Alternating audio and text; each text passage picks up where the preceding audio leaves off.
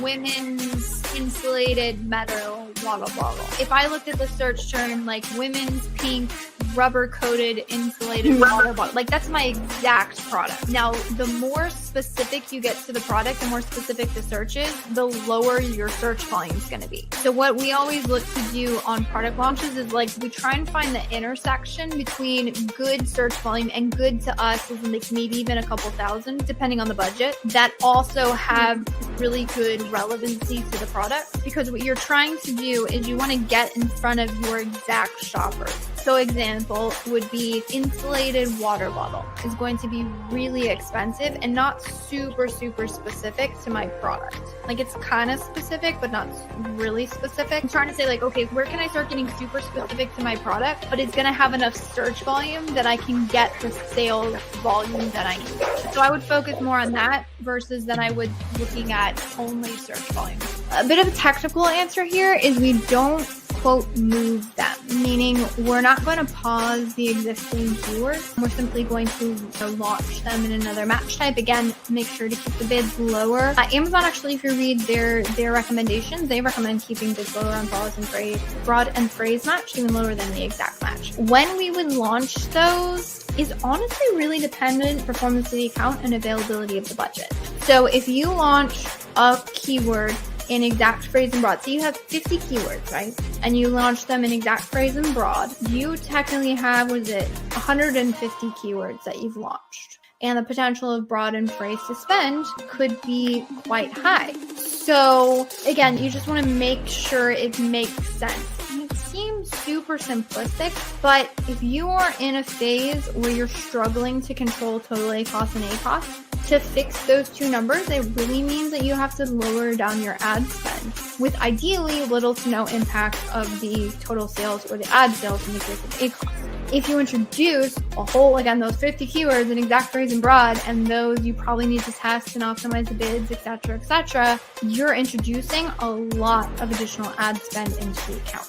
So you do want to be aware of that and be careful with that. So that's kind of a benchmark that we use. But overall, I would say, I don't know if I would have like a certain time frame or a frame which I would hold back on. It really is dependent on the performance of the account. Another good question, which best bid strategy for phrase and exacts when you move? So again, we don't really move them. We would simply launch them in addition. We like to separate them by campaign as well. I think it gives us a little bit more control over, say, budgets for things. Now, as far as the bidding strategy, we're a super huge fan of using mainly dynamic down only. If it is a keyword that we want to ensure that we get impressions for, so for our launch keywords, for our main keywords, for anything we're trying to be aggressive with, we prefer a fixed bidding strategy. It's still going to be the same. It's still going to be pick highly relevant keywords. One other tip is pick keywords that fit within the budget of the account that you're launching. So for instance, if I have a couple $100 a day budget versus $50 a day budget, those launches are actually going to look a little bit different because I can't afford that many clicks on a $50 a day budget. Or if I had, a couple $100 or $1,000, I have a lot more room for clicks. So actually, you want budgets to play into your launch strategy. The other thing that you want to keep in mind, do not expect profitability on launch. This is a huge one. There's a lot of people that try and pull back and knee-jerk for profitability right out of the gate. That is not going to happen. The reason why it's not going to happen, and I'll tell you the numbers behind the numbers, is that ACoS is just going to be high on your product launches, and that is a function of two things. One, the aggressive cost per click you have to set to be able to get visibility in the beginning, and two, how low your product conversion rate is going to be, especially if you're launching without reviews. Those two things, once you start to be able to bring your cost per clicks down because you gain momentum or you're optimizing your bids, and then two, once your product conversion rate starts to increase because you're getting those reviews, maybe you're optimizing your listing a little bit more because you've learned more about your target market, that is going to help bring down your target ACoS. So those things, again, conversion rates are going to be low, high cost per clicks. That's actually like the nuts and bolts of why your ads are not profitable, and it's almost unreasonable to expect profitability in the beginning. And that's actually why, if you've ever had a product where you're like, no matter what I do, I cannot seem to bring the ACoS down, I'm struggling here, it's a function of that your conversion rate is remaining low and it's not improving, and your cost per clicks are remaining high and you're not able to improve them due to the market or something else. So again, I would still say pick highly relevant keywords, Also, make sure that whatever keywords that you have fits within your budget. Launch them. Aggressive, sponsored product, exact match, potentially sponsored brand video, exact match if you have the creative. Double down on that for a couple weeks and then start expanding from there. Hello, and welcome back to another episode of Ask Junglr. This is a time where we show up every single Thursday for an hour, providing we get enough questions in the chat. You guys can ask your Amazon ad questions and get expert advice. Love this format because we can bring you the answers to the most pressing questions that is happening right now inside of your ad account. So today is a very special episode, but quick message. So this, as you might guess from the name, Ask Junglr is sponsored by Junglr. So, hey, I'm the co-founder. We're an Amazon ad agency. We focus on allowing founder-led brands to scale without having to sacrifice profit. We do that with business-centric ad strategies. Speaking of ad strategies, if you have not heard, I have a very special guest in today's episode, Mina Elias. If you haven't heard of him, why? He seems like he's pretty much everywhere these days. He is the founder and CEO, correct, of Trivium Group? Yeah, founder of Trivium Group and also MMA Nutrition, the supplement brand, which led me to this wonderful world of Amazon. Awesome.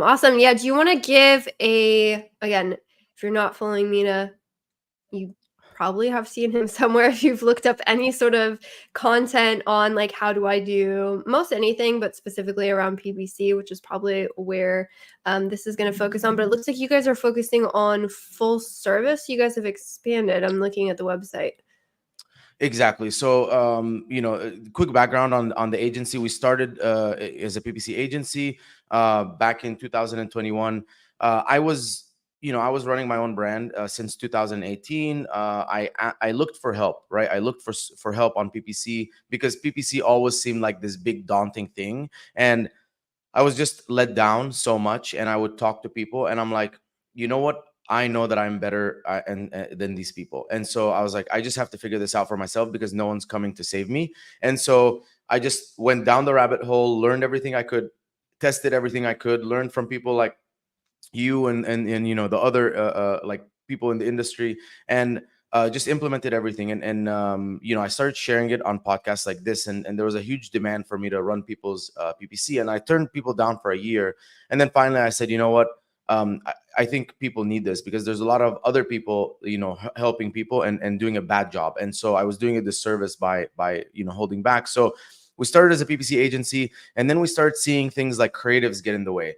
We would run ads perfectly, but the conversion rate was too low because the images look really bad because the main image wasn't enticing. And so we started offering creatives, and then reviews were getting in the way because we're doing amazing, but you are 3.9, and if we get to you to 4.3, then so we started doing reviews, and then people like asked for like SEO and so on. And so we eventually, the type of clients that were coming to us, they just wanted us to fully own their Amazon channel, start to finish. So make sure shipments are coming in on time, run all the ads, fix the creatives, get reviews, fix the SEO regularly, all this stuff. And we said, okay, we'll just we'll expand to serve that client, because those were the people that we wanted to partner with. They were like the brands that were like more omni-channel. Their focus is growing on D2C and retail, all this stuff, and they didn't have time to really do all the other stuff on Amazon, because you and I both know it's almost like a different language. It's a different world. And so we do PPC. So if you're an Amazon seller and you need help with PPC, great.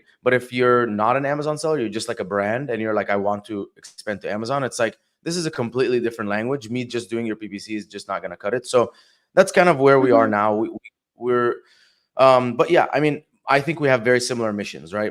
Our mission is to basically give as much value and education as possible to the industry, help everyone do it on their own. And if you need us, we're here to help.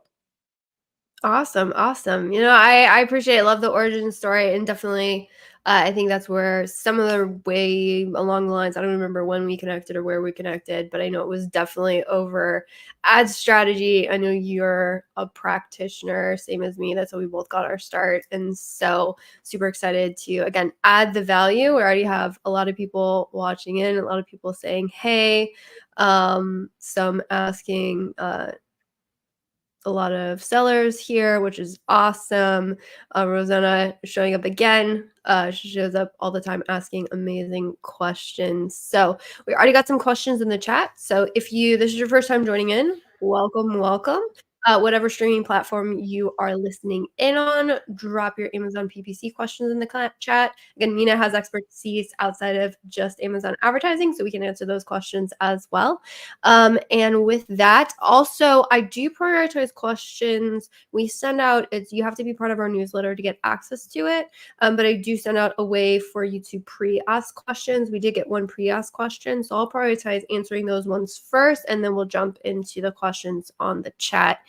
This is a really interesting one. I'm interested to hear your take because it's kind of a little bit of a chicken and the egg syndrome here. But the pre-asked question was, what is more important, ranking or organic sales? Okay, so I don't think it's a valid question, right? Because ranking is not something that's important. It's just it's an after effect. You know what I mean? It's like you are ranked based on what you're doing. So it's not a lever that you can pull. I don't think you need to worry about your ranking. I think you need to worry about what you can control.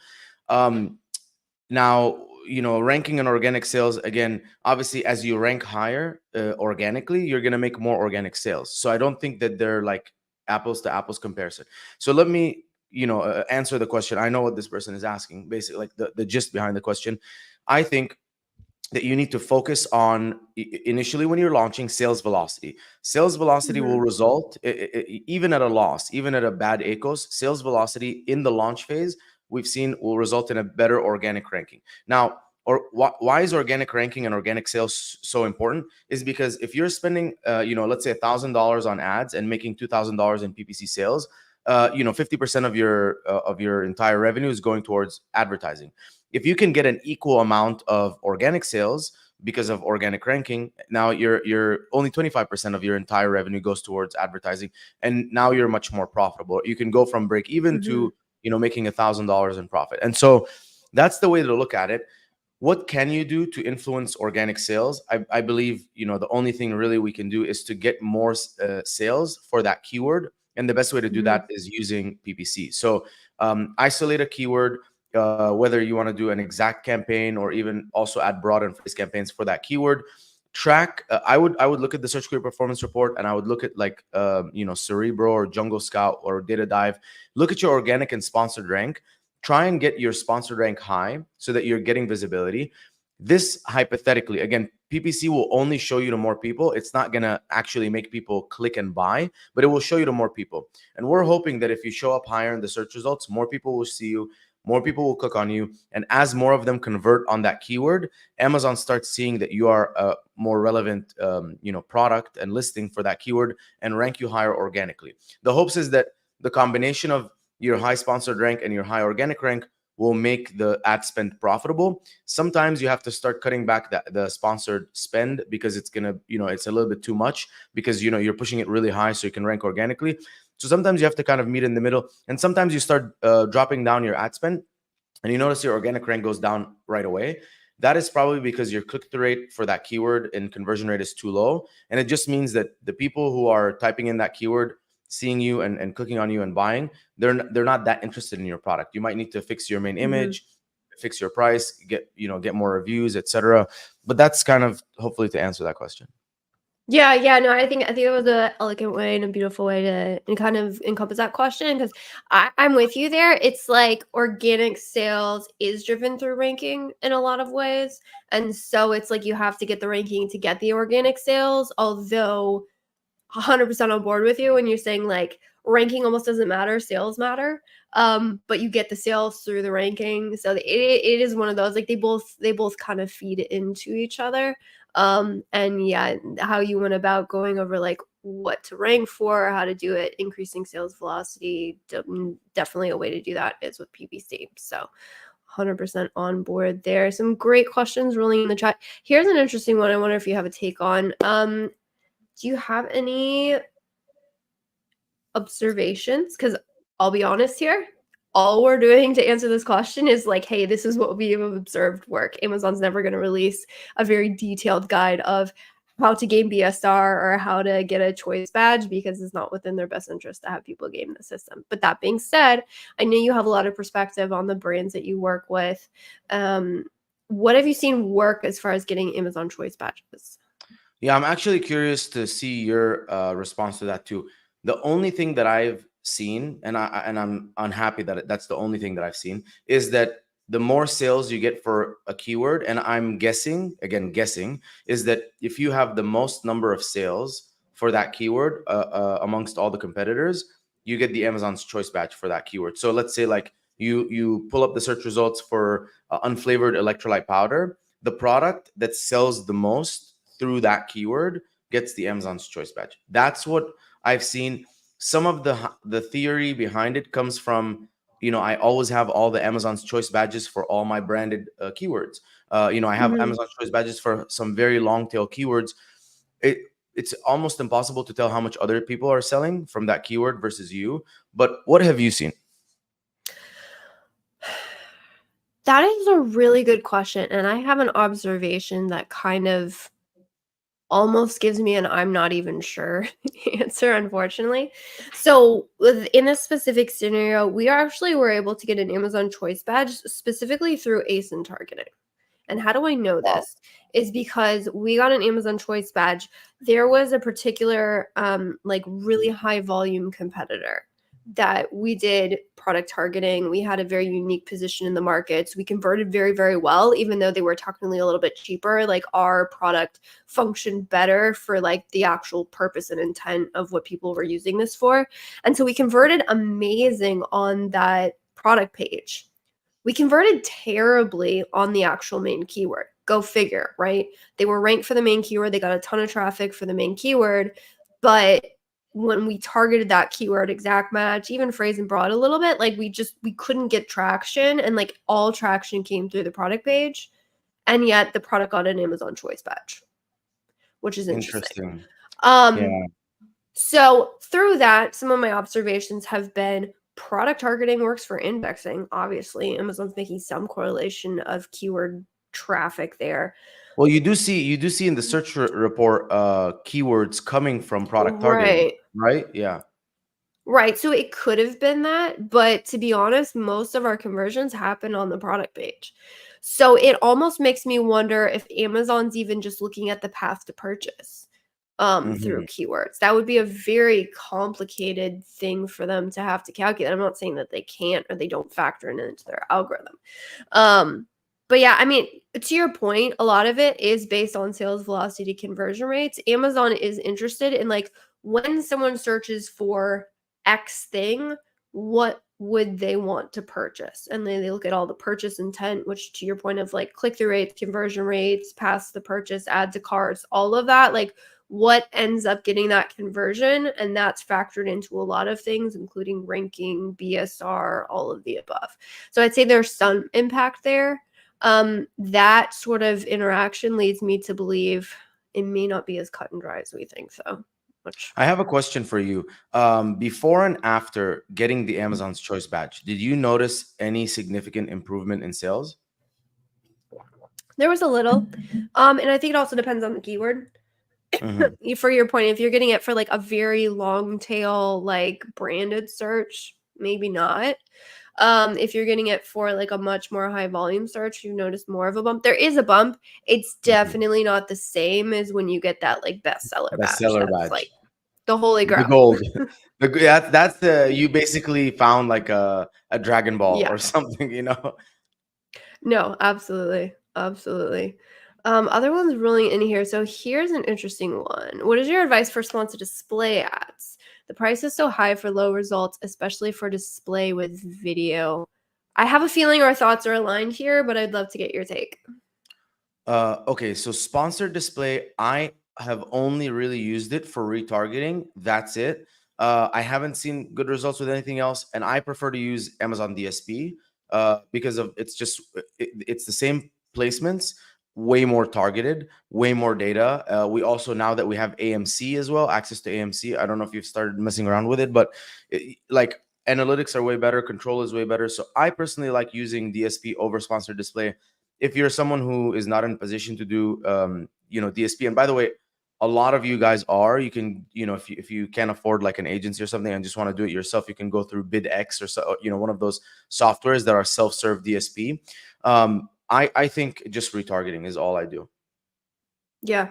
Yeah. I mean, what I would say is we personally have found some benefits of doing like the product targeting there, but I would Mhm. say it definitely does depend on the results. And I know the content you put out, and we're kind of aligned on this. Like, I'm not saying like don't run sponsor brands, and I'm not saying don't run sponsor display. I'm always like asterisks. I'm not saying that these ad types are like terrible, never run them, they're not worth it.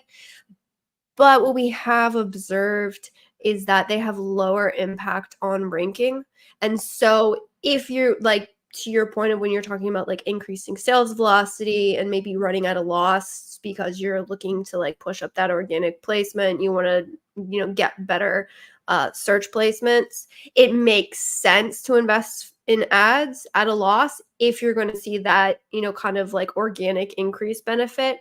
Because we don't see as big of a lift or really any measurable lift when running the other ad types outside of sponsored product ads, I don't really like running these ad types at a loss. If we can get profitable traffic, if we can get profitable sales, heck yes. If you put in $1 to get 2, why would you not do that all day long? But if you're talking about running at a loss, I don't think I would try and force it. So again, if you don't have access to DSP, retargeting ads are a great way to leverage sponsor display in a way that you can't really with other ad types. And then if you can't get it to work, I would say either just push bids down so low and be okay with getting little to no impressions, or if you can't even make that work, maybe just go ahead and pause them and just know you're not really going to affect yourself too much, at least from what we've seen. Yeah, and one thing to know, I'm glad that you mentioned this, is like document your spend, your PPC spend. Sponsor, I think sponsor products is gonna generate 80 to 90% of your sales. So I think just put all your focus there. But if you're gonna run the sponsor display, document your ad spend before, and then document your ad spend of PPC plus the sponsor display, and look at your revenue before and your revenue plus after the sponsor display, and look at the delta. Because I've run sponsored brand video when it first came out, and clients were like raving, and they're like, we need video. And I'm like, okay, cool. And we'd spend like $300, $500 more a day.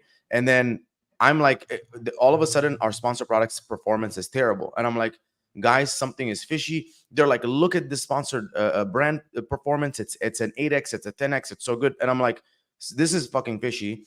I'm like, I'm pausing it. Like, I know better than you. And I paused it, and literally sales were the same. And we just cut down $300 in ad spend, because they kept asking us to like optimize sponsor products. And I'm like, there's no way that sponsor products is just gonna all of a sudden perform worse.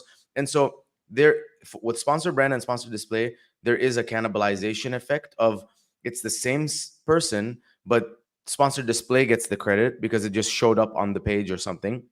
And then all of a sudden you're paying more for the same person that was going to convert anyways. And then you don't get any incremental. So always track and say, okay, I was spending $100 before, now 150. I was making 500 before, now 600. So basically I spent 50 more, made 100 more. Is that worth it for me? Yeah, that's a great point. This one might be a really quick answer. Question from a LinkedIn user: is there a way to promote and sell just to a specific state? Through DSP, yes. But other than that, no. Not on regular Amazon. You can't. DSP, I think, is the only way that I figured. Yeah, that's my understanding as well.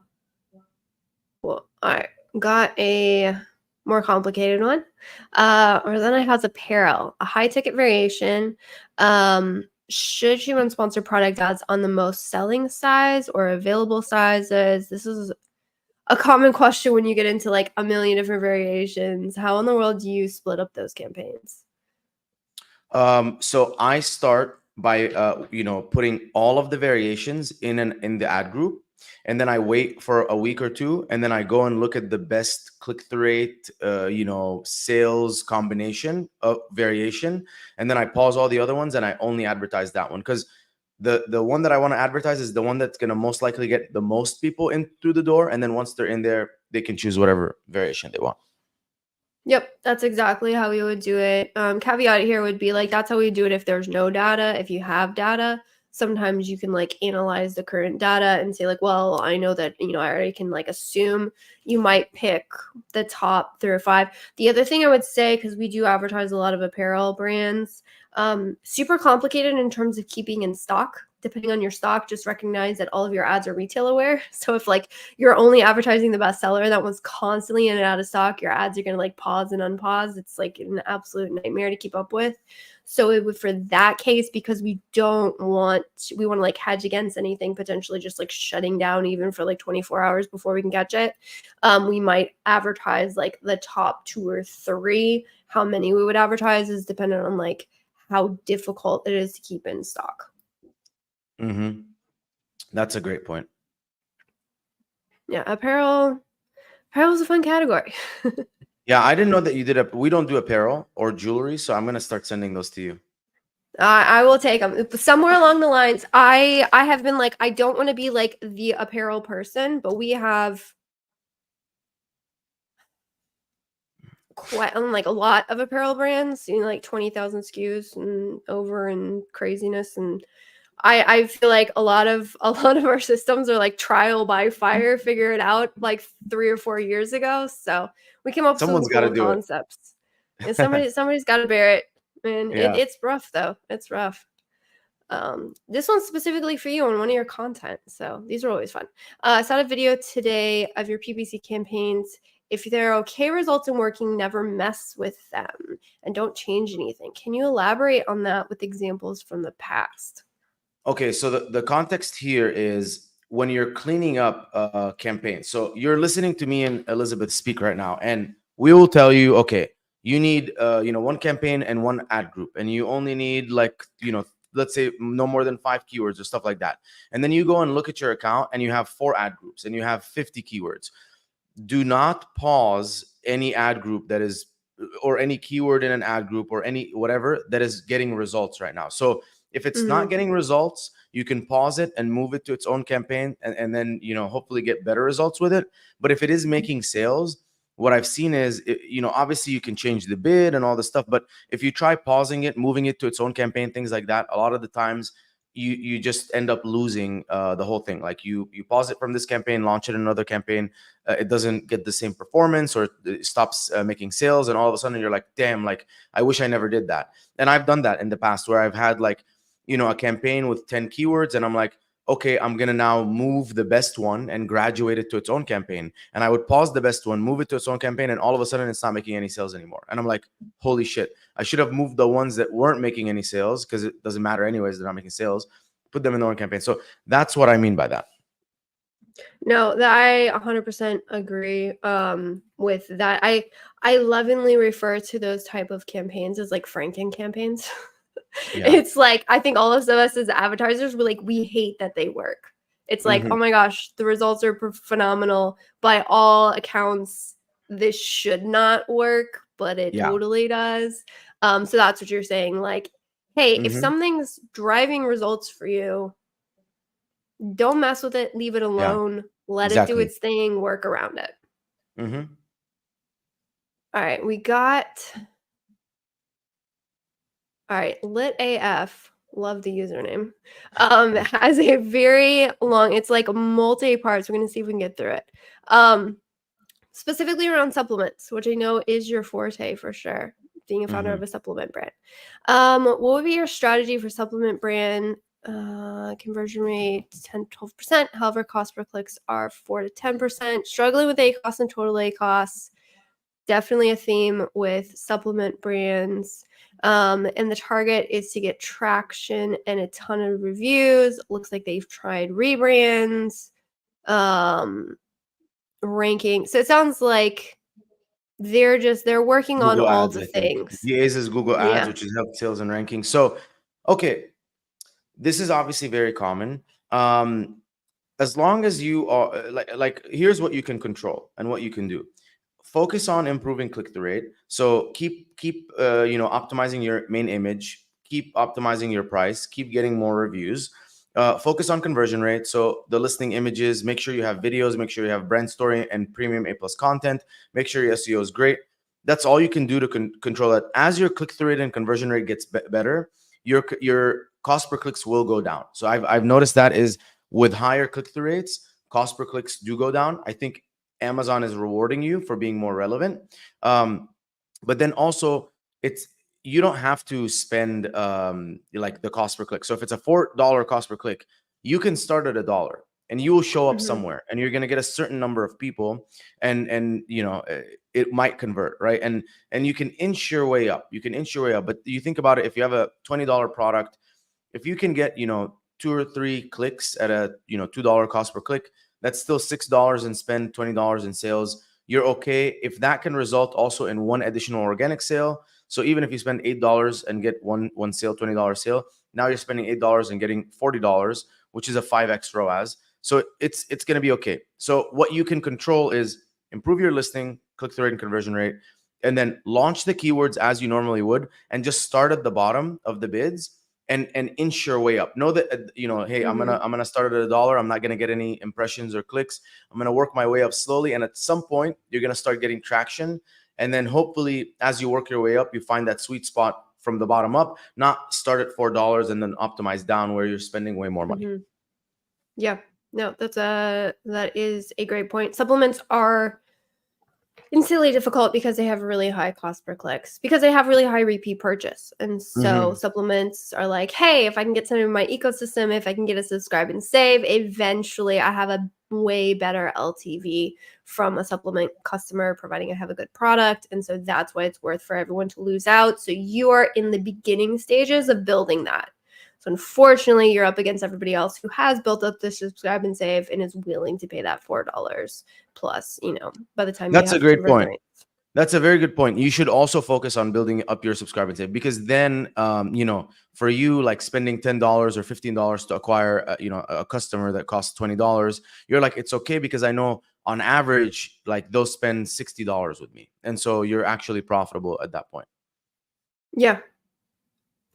Sweet. All right. Let's see.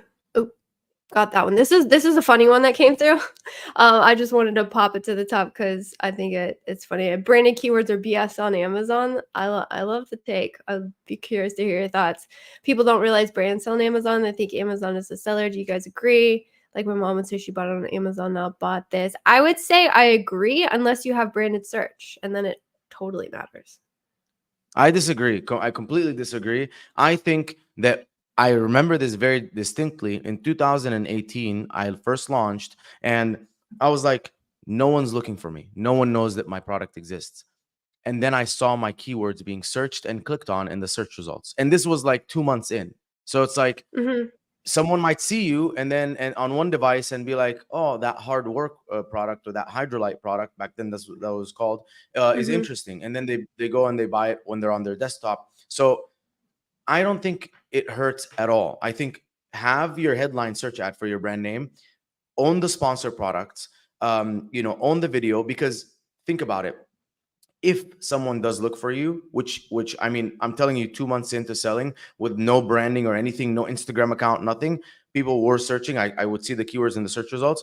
If they then see Liquid IV or LMNT that have 30,000 reviews, 50,000 reviews, I'm like, they're gonna be like, well, I was gonna buy Hydrolyte, but now I just saw a better option instead of, you know, buying your product. So I don't think they're BS. I think just because it's your mom, it doesn't mean anything, because your mom could have been browsing yesterday and she's like, that was a great product, let me go buy it. It doesn't matter that it's you know, your brand. It matters that they're looking for a specific product and they're trying to find it.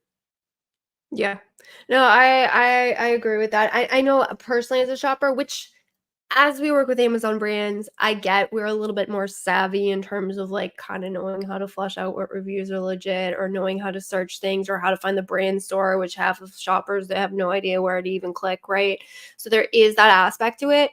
But I know as a consumer, like Mina just said, when you have a good positive interaction, or somebody you know says, oh my gosh, I got this thing, this is awesome, my first question is, what is the brand, how do I find it?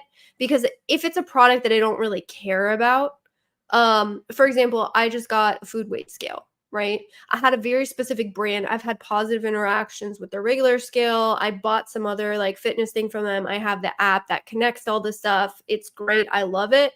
I specifically went and searched for that brand because I'm like, hey, I had positive interactions. I know they have good quality, economically priced products. I'm gonna go find that one. So there is validity to that. And pro tip, if you want to figure out, hey, is it making an impact? Helium 10 will track the search traffic now. You can go and find your brand, look at your keywords and say like, hey, is my branded traffic growing? Or you search query performance. If it is, totally matters. Yeah, and also, how frustrating is it when you're looking for a product on Amazon by its own name and you can't find it? Ugh, the most frustrating. It's like You're like, I do you want to just purchase scroll? from you. Yeah, it's like, dude, like why? Like aren't you not showing up for me? You know what I mean? That's the most frustrating thing. So Or when a favorite product went out, I had like a favorite pair of leggings and like they are perfect. They've held up test of time, everything. And I'm so freaking sick and tired of thin leggings or garbage. I've purchased like 3 once. I'm looking for that exact same pair and I cannot find it anywhere on Amazon. It's driving me crazy. yeah, I'm with you. Okay, we debunked that. All right, optimizing PPC weekly. Using the last 2 months of data mixes the recent changes with older data. Is there a way to isolate and analyze the performance of recently optimized keywords to see their impact? Elizabeth, I'll let you handle that one because I know you have a really good response there, and then I'll chime in. My initial response is, why are you looking at 2 months to make changes? I would look at much shorter time frames. Now, you can drive yourself up a wall trying to be as incremental as possible for very minimal impact, because trust me, I've been down that rabbit hole. It's intense. It's ridiculous. So one is you can use a software that is going to calculate when was the last bid, take into account those adjustments, and then do, make optimizations on that. If you really, really, really, really want to go through and analyze, specifically from the last bid change and then track and readjust, I would recommend software. Now we did use some amazing software at one point, tested, not really used, where it literally like every single keyword, you could pop down a grid and it would show you when the last change in like this chart. It was fantastic. You know what? We're not using that anymore. It was fantastic data. We spent way too much time over analyzing anything. And if I'm being perfectly frank with you, the results of the optimizations that we were making on those observations, if anything, had marginal impact. And to be honest, I don't really think they made much impact. So my recommendation to you, it sounds like you may be doing manual optimizations, potentially through bulk files or some other ways. What I would say is, if you want to figure out what is happening right now, look at a shorter time frame. Shorter to me is like last 14 days. I think you guys do. Well, I'm not sure what date ranges you guys look at, so I'd be interested to hear your perspective on that, Mina. But also, it is helpful to look at 2 months of data if you're specifically trying to find like those low clicks. So I do like a longer date range if I'm looking for things like what has clicks with no sales, because sometimes if you're looking at 7 days, like maybe you only got 2 clicks, where if I looked at a 2 month span, I'm going to see, oh, wow, this thing got like 20 clicks. I should totally take action here. So that's what I would be looking at. I like longer date ranges for like slow bleeders, shorter date ranges for all of those fast moving items that you need to figure out what's happening right now. Yeah, I completely agree with everything you said. I'll tell you one thing. We try and look at the amount of spend since the last optimization. I think that is, for me, the most telling. So it's like, I look at a keyword and it was optimized on Monday.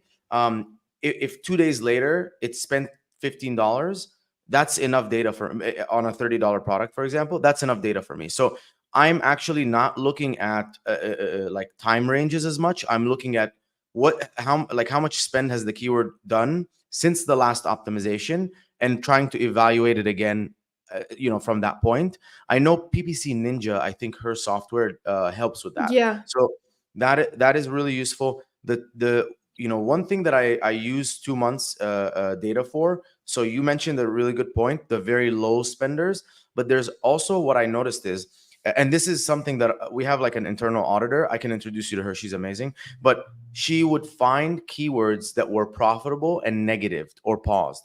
And I would be like, guys, why did we pause this? They're like, well, when we looked at it, it was $30 in spend and no sales. But that was an attribution thing. So we paused it, but then we waited 2 weeks, went back, or waited a month, went back and looked at it. And it was actually attributed to like 3 sales. So it's actually $20 in spend and like 60 sales. And it was like all of a sudden profitable. So that's where I would really start using the 2 months of data is, yes, the low spending ones, but also what did you pause or add as a negative that later on became profitable? And then it was like, okay, let's unpause it or let's remove it from negative. But besides that, like if you're trying to figure out like how do I mix date ranges, don't focus on date ranges. Just focus on, since the last optimization, did I spend enough money? Did I get data? Now can I make a decision? And the thing that makes it very difficult is all these keywords are spending at different times. And so it becomes a challenge to do it. I'm not gonna lie, it's very challenging, and I think that's why I think maybe PPC Ninja is a very good software. But if you're doing it manually, it's just simply, set a timeline for yourself and say, okay, I'm gonna, I'm gonna optimize on Monday, and then from then on, I'm gonna look every single day since Monday, and only the keywords that have spent enough money, I'm gonna evaluate them, and then I'm gonna make a decision on them. Other than that, I'm not gonna touch them. Yeah, definitely. And this is kind of along those same lines, so I'm just gonna bump this one in real quick. It's Mhm. like, how often do you adjust bids and like cleaning keyword lists? I think this kind of goes back to date ranges, but when you're looking at it, like how often are you guys looking at it? Yeah, I think for cleaning the keyword lists, again, it's fully dependent on spend. So almost Yeah. daily or every other day. I mean, the team is required in their ClickUp, like kind of, it's like you have to do it 3 Yeah. times a week at least, right? Like Monday, Yeah. Wednesday, Friday, because I don't want a keyword to spend $20 and no sales and then still be spending. So cleaning that is a very recurring thing. Adjusting the bids is exactly what I described. Fully like, we have the clients that are spending $100 a day, and it could be what we can only adjust bids once a week because it takes that long to get the data. Or we have the clients that are spending 1,000 a day, and then it's every other day. All the keywords have spent $15-20, and we can make new decisions. Yeah.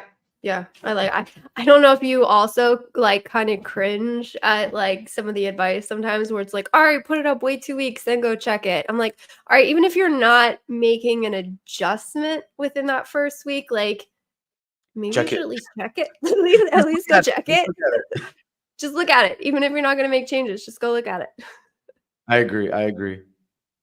All right. Here's an interesting one. I have some thoughts here, but how to increase sales velocity. I mean, we talked about Mhm. ranking and sales velocity. Okay, so here's all the things that you can do. Increase conversion rate. Again, we covered it's going to be your main image, your listing images, videos on the listing, your brand story, your premium A+ content, your title and your bullet points optimization, discounts and coupons. What was the one that I was going to mention?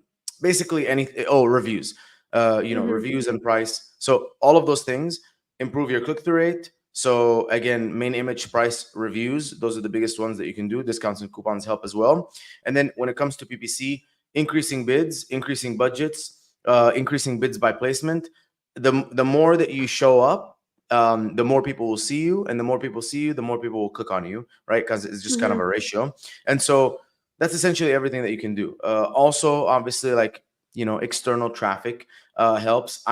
What I've seen with TikTok Shop, I want to touch on it quickly, is even though we're break even or not even that profitable on TikTok, but because we're launching so many videos and spending money on ads and showing it to so many people, we've noticed that the TikTok audience likes to go and search for branded keywords on Amazon. So they'll say like MMA nutrition, electrolytes. And not only is that helping our like organic ranking for our branded searches, we're also noticing like an impact on organic rank on all the keywords. And we've known like there's like this hint of like Amazon loves external traffic because it's rewarding you for bringing people outside of the platform into the platform. So those are the things that you can do to increase your sales velocity. Yeah, no, that's perfect. I mean, honestly, sales is a function of 2 things: traffic to the listing and the conversion rate on that traffic. So me is Mhm. saying PPC is definitely a function of like, hey, drive the heck out of traffic, offsite advertising like TikTok, anything that's going to drive the traffic, do that. Click the rate, to your point, increases traffic, more people clicking into the listing. And then you want to focus in on things that are going to optimize that conversion rate. So can I get more of the traffic I already have to convert? Here's a rough one that honestly, I don't know if there's a cut and dry answer. But how do you predict how long and how much capital you need to burn to launch and rank before turning a profit or raising prices? Okay. So I mean, this is one of the most difficult things in business, right? Because you essentially are trying to make a plan, and the plan that you make is going to be constrained by how much money you have. But unfortunately, the outcome can be amazing if you do well, and it can be shit if your product doesn't do well within that money. So this is how I look at it. I say in month one, like I have 6 months to break even. That for me, that's like I would say the minimum. Like don't try and break even before that. And I say in month one, I can lose $4,000. Month two, the same. Month three, the same. Month 4 and 5, I'll lose $2,000 each, and month 6, I'll be at zero.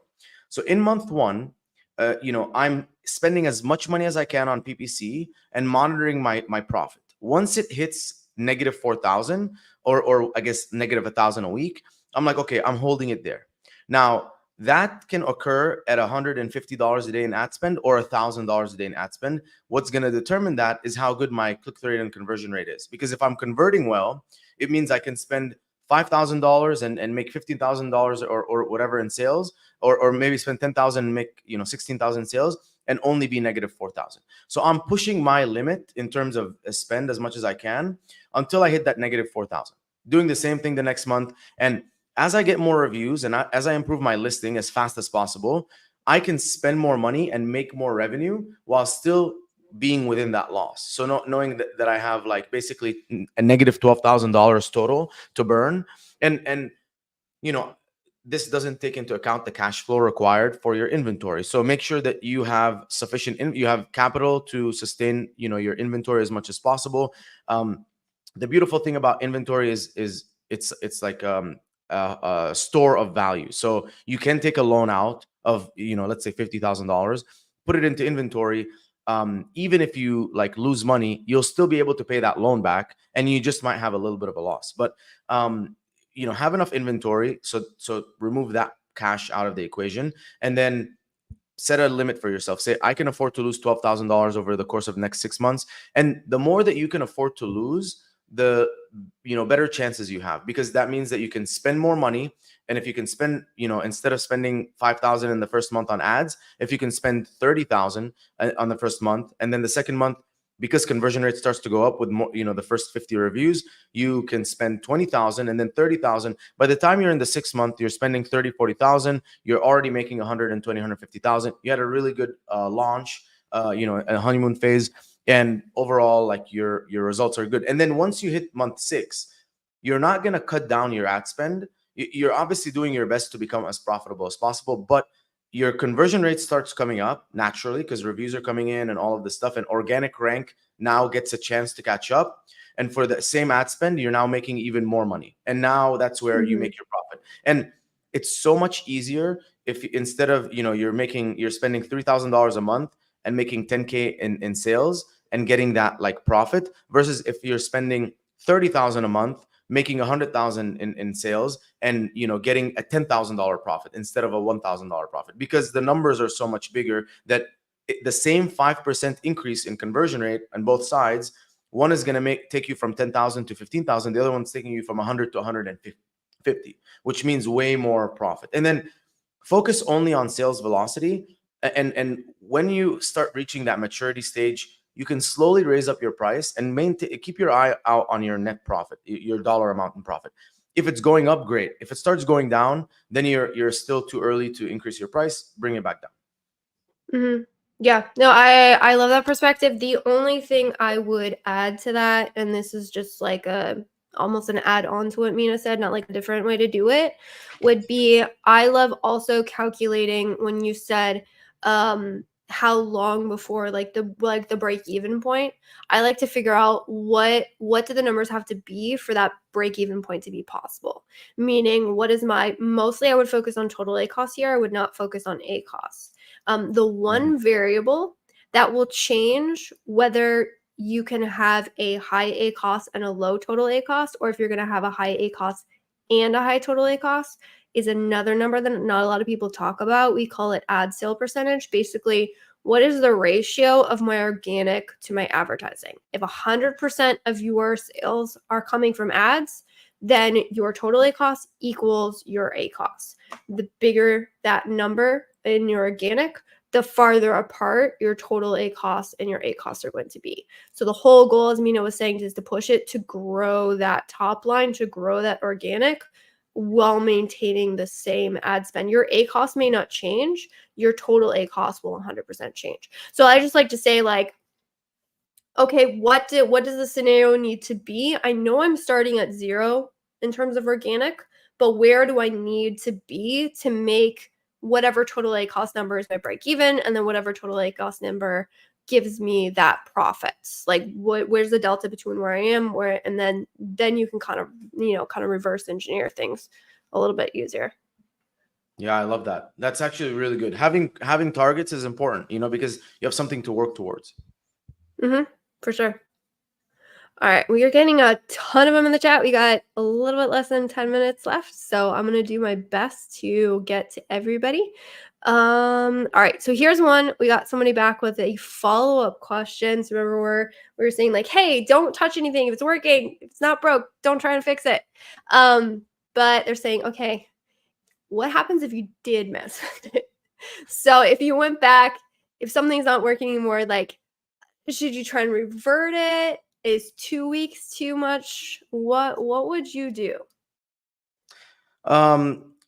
Let's say you had a keyword and it was working and you wanted to move it to its own campaign. So you paused that keyword, launched it its own campaign, realized that you made a mistake, and it's 2 weeks later, whatever, a month later, and you want to revert it. The only thing that you can do is just revert it. And it's either going to work or not work, right? And don't cry over spilled milk. If you messed up, and you know what I mean? Like if you hit your car, it's like, okay, I hit the car, I'm going to fix it and we're going to move forward. So the only thing that you can do is just try to turn it back on. And if it doesn't work, it doesn't work. And it's, don't cry over it. Yeah, I would say what's done is done. I agree with Mina. You just got to work with what you got now. My second question would be, I know we said don't touch it, but like, how bad did the numbers get screwed up when you did touch it? Like if you touched it and you're like, oh my gosh, this is terrible. ACoS is shooting through the roof. Sales are down, rankings down, everything's horrible, house on fire. Like, yeah, go turn that thing back on. If you mess with it and you're like, you know what? It didn't have as big of an impact as I thought. I kind of like my ad structure a little bit better. Well, then congratulations. You figured out something that worked, and I wouldn't worry about it as much. But if you think it did have an impact, turn it back on. What's the worst that's going to happen? You're going to figure out, well, that didn't work, and then you're just going to pause it again, and then you're back where you started. So it's worth the test. Yeah, I'm glad you mentioned this because I did I think like a week ago or 2 weeks ago with the Ad Labs guys, Steve and Noach, and so we did like this battle of like, should you graduate a keyword that's working or not? And half of them seem to say, listen, like I've discovered a keyword in auto or bras, paused it and launched it in its own campaign, and it's worked the exact same thing. And so again, like I'm not saying like you're 100% doomed. It's just Amazon is unpredictable, which is Elizabeth's point, is like it could work, and if it does work, amazing, and if it doesn't, then you know what to do. Yeah, no, I think you and I both have the same perspective because we've tried moving things, and like I like to say a lot of our learnings came through like battle scars, and we're like, oh, I'm never doing that again, right?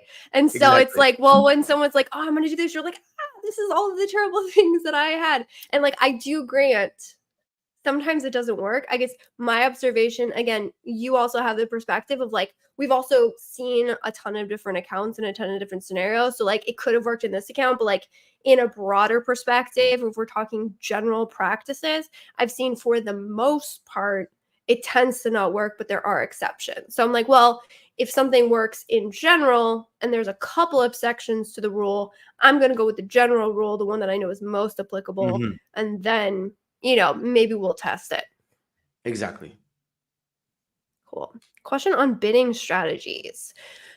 What is your dynamic bid type, up and down or fixed? Caveat for aggressive scaling. So I like that you put the perspective in the reasoning or like the strategy behind it. Yeah, I would say for aggressive scaling, up and down is what I've seen works better.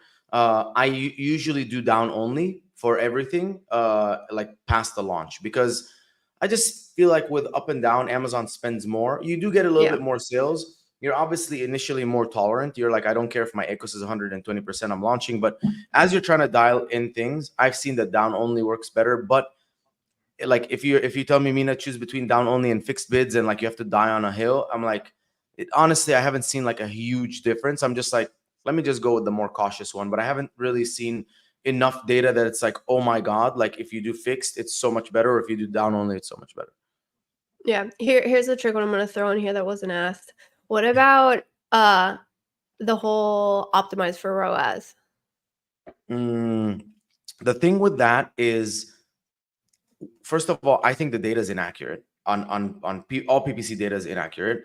And obviously we've seen that from, like, if you go back into paused keywords and you realize all of a sudden, holy shit, they gained like 3 sales. So I don't think Amazon's reporting things accurately, because I think you'll find like a campaign that is spending $100, making $100 in sales. You pause it, you stop spending $100, and now you lose $300 in sales, and you're like, what happened? I thought I should only lose 100. So in that, and I don't like to optimize for ROAS. What I like to do is just use ROAS as a guide. And if a product has a very low ROAS, maybe try lowering the bids a little bit, and always look at the overall impact on total sales, and try and do things all kind of in the same direction. So I'm not like lowering bids, but also increasing these bids, because then when I look at the total sales, I'm like, well, what I do right? Is it right or wrong? And I can't tell that I can't have the determination, because I basically lowered a bunch of bids and increased. But if I take like 30 keywords and just lower the bids, and then notice that my total sales did go down, I'm like, okay, let me bring them back up. Let me maybe now do small sections of them until I figure out, okay, that one is actually driving a lot of sales. It looks like it has a bad ROAS, but actually it's resulting in way more organic sales. So I'm not going to touch that one. Yeah, that's what you're saying. I don't like that ad optimization. There's a lot of things where I'm like, in theory, if you see how that ROAS like optimization works, it's like, we're going to maximize the sales you can get at this specific ROAS target. Phenomenal. Amazing. I love it. I would love if it worked. We found in practice this, it just it kind of kills impressions. It doesn't really seem to work. You can't adjust the ROAS target too much, or it's like, you're going to kill all your sales. And you're like, well, I knew that if I lowered bids too much, it's going to kill sales. And it kind of does weird stuff. And I also am not a huge fan of like how much of a pain they are to set up, how much a pain they are to take down, and how much a pain they are to adjust and find. So for that reason, I just completely ignore it when asked. As far as this bidding strategy, 100% on board with you. Down only is what we use mainly. We don't typically use up and down unless it's for very specific. What we found is fixed bids. Again, to your point, it's very marginal, but if we're struggling to gain impressions, sometimes we found that fixed bidding strategy can be helpful in those cases. All right, we maybe have time to squeak in one more. I know you're running up against time, but let's do 1 or 2 more. Yeah. Okay, I'll just do one. This is kind of a 2-parter because it's specifically on day parting and impact. So I think that would be an interesting one to give the audience. And where I was asking, if I pause my campaigns from around 12 a.m. to 4 a.m. in the morning when I'm not getting any conversions and only running low bid auto campaigns, will it make an impact on my ad campaign performance? If I keep them, so like if I keep them paused, is that good? Should I just put the budgets to $1, do that whole cap thing? Have you seen anything on this? I honestly have not have any success with day parting. So I've tried so much day parting. I've tried, pausing the campaigns, lowering the bids, lowering the budgets, all that stuff, and using the Amazon marketing stream to say, okay, I'm not getting any sales here. Conversions are really low here. Let me, save my ad spend. And I have not been able to do it. What I have noticed is, like, in the first week, you'll save some money and be like, wow. But then the weeks after that, like it ends up working out to like there's it's worse than before than just leaving it on the whole time. So I just haven't figured it out. Doesn't mean that it doesn't work. I just haven't figured it out. Yeah. What I would say is, given the time frame that you're pausing, my guess is there's probably minimal impact as far as impressions. What